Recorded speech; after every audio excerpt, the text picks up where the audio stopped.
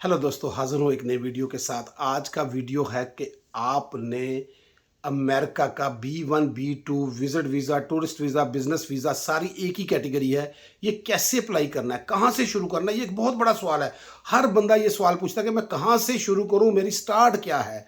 तो आज मैं आपको उसका पूरा प्रोसीजर बताने लगा हूँ इस वीडियो में, ताकि आपके लिए सारा मसला आसान हो जाए। तो स्टार्ट के लिए आपने क्या करना है, सबसे पहले आपने गूगल पे जाना है। USCIS लिखकर साथ लिखना DS160। USCIS की जो वेबसाइट है, सिर्फ आपने उसी से ही फॉर्म डाउनलोड करना है। DS160 फॉर्म का नंबर है, DS160 जो आपने फिल करना है। ये बात ज़हन में रखिएगा। और क्योंकि वहाँ पे और बहुत से प्राइवेट लोगों ने फार्म रखे हुए हैं और वो उसकी अलग से फीस आपको डाल देते हैं और वो फार्म अपडेट भी नहीं होते और बड़े मसले पैदा हो जाते हैं, क्योंकि मैं रोज़ाना मेरे पास इस तरह के मैसेज आ रहे हैं। तो USCIS का जो एक्चुअल फार्म है वो आपने डाउनलोड करना है। पहले वो आपसे एक अकाउंट बनाएगा, आपकी ID पासवर्ड वगैरह लेगा, आपकी डेट ऑफ बर्थ वगैरह लेकर एक अकाउंट बनाएगा और वहाँ से फॉर्म फिल करना आपने शुरू कर देना है। याद रखिए, इस फॉर्म में आपकी बेसिक इन्फॉर्मेशन आनी है सारी, लेकिन इसमें सबसे इंपॉर्टेंट जो बात है वो है पर्पस ऑफ विजिट। ये वीडियो पूरा गौर से और आखिर तक देखिएगा, इसमें आपका सारा मसला हल होने वाला है। पर्पस ऑफ विजिट, आप जा क्यों रहे हैं। अब हम लोग लिख देते हैं जी हम जा रहे हैं न्यू ईयर नाइट देखने के लिए, जी हम जा रहे हैं वो देखने के लिए, क्या कहते हैं उसको, मैनहट्टन देखने के लिए जा रहे हैं, या हम जा रहे हैं जनाब अपना क्या क्या टाइम स्क्वायर देखने के लिए। ये आम सी चीज़ें जो हमें पता है।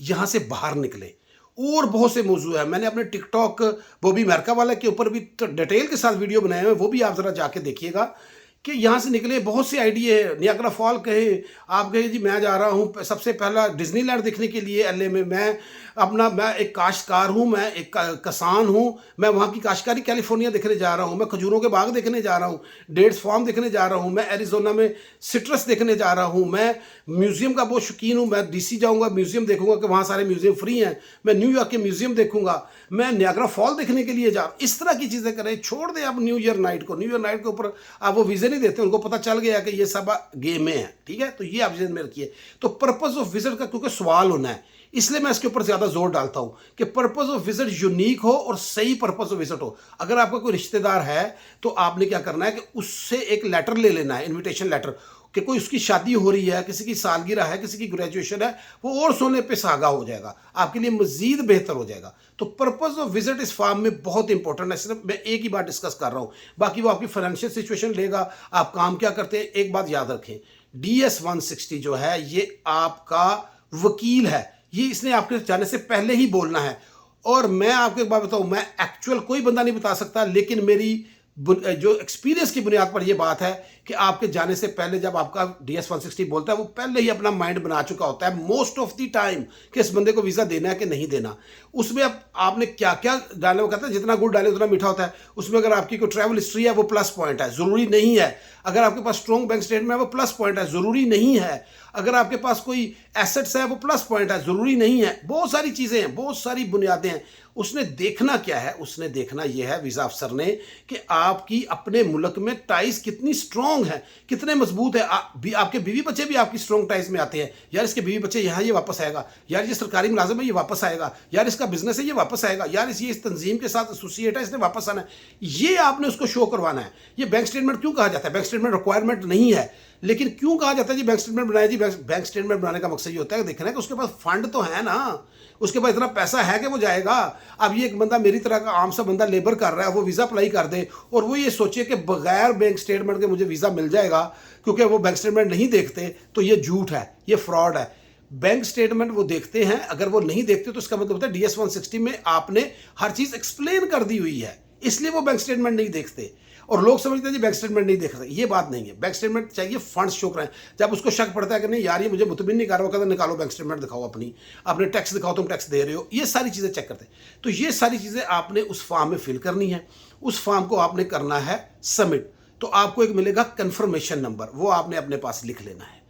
उसके बाद आपने ऑनलाइन भी जमा करवा सकते हैं, लेकिन जहां जिस मुल्क में भी आप रहते हैं उन्होंने बैंक के नाम दिए होते हैं, वहां आपने बैंक में जाकर $185 $185 फीस जमा करवानी है।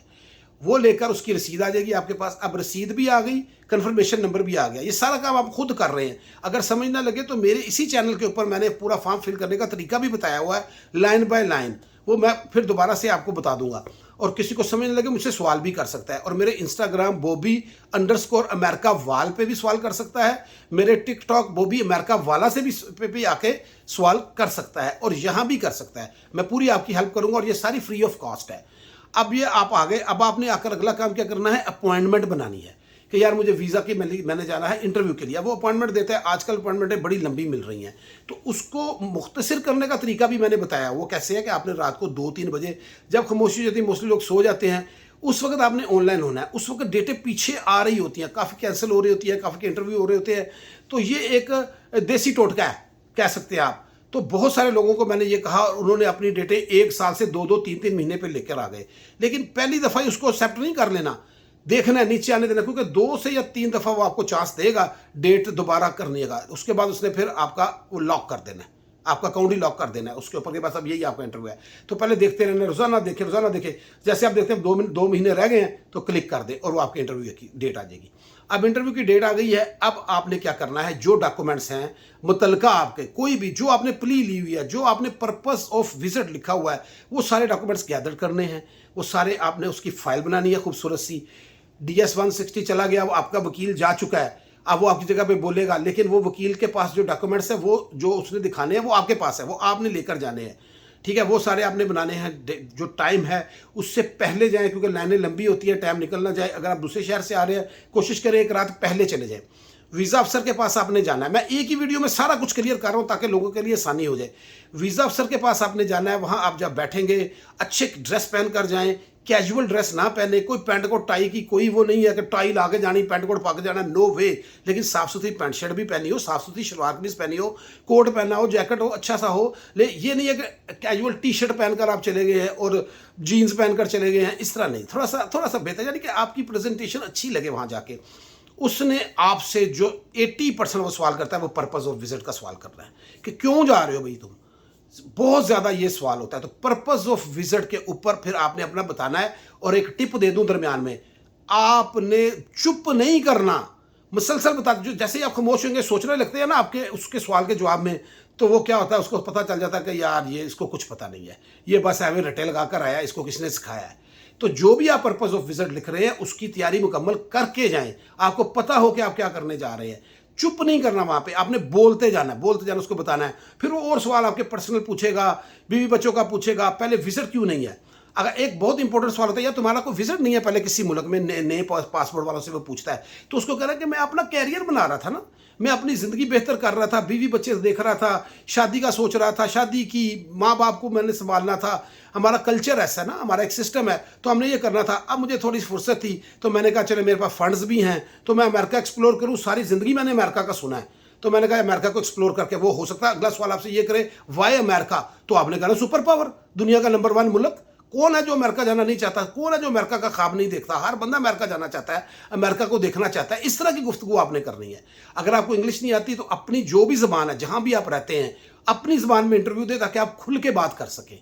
आपने उस इंटरव्यू में एक ही चांस आपको मिलना है, उसको फुल मुतमिन करना है। पहले DS-160 ऐसा फिल करना है कि वो मुतमिन हो। दूसरा, आपके बोलने से, अगर आप जाके उधर बैठ जाएंगे ना, खामोशी से था, थोड़ा थोड़ा आस्ता आस्ता बोलेंगे, वो आपको वो समझ जाएगा यार नहीं ये जेन्युइन केस नहीं, वो आपको सिर्फ रिजेक्ट कर देगा। ये तरीकाकार है वीज़ा अप्लाई करने के से लेकर इंटरव्यू तक। अब इसके मतलब आपको जो भी सवाल है यहाँ भी करें, मेरे कमेंट्स करें, यहाँ पे मैं आपको जवाब दूंगा, मैं रेगुलर जवाब दिया करूँगा।